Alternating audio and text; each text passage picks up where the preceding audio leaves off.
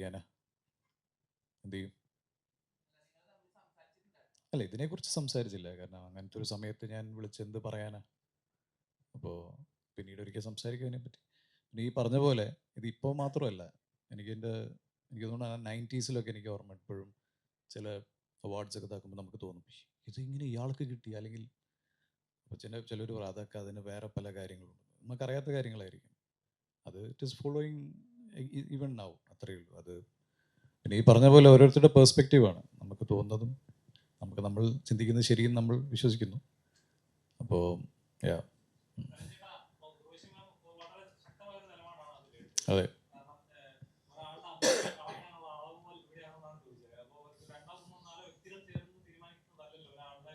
അത് നിങ്ങളല്ലേ ചോദിക്കേണ്ടത്, നമ്മളല്ലല്ലോ.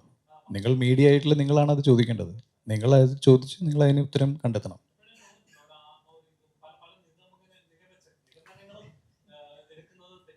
ഉറപ്പായിട്ടും എപ്പോഴും തോന്നിയിട്ടുണ്ട്. എനിക്ക് തന്നെ ഒന്ന് രണ്ട് സംഭവങ്ങൾ ഉണ്ടായിട്ടുണ്ട്. എനിക്ക് ആ, ചില പലതിലും സംസാരിച്ച് ഇങ്ങനെ ഒരു ഇതിന് പെർഫോമൻസിന് എന്നെ ഫിലിം ഫെയർ നിങ്ങൾ കാണുമെന്നൊക്കെ പറഞ്ഞ്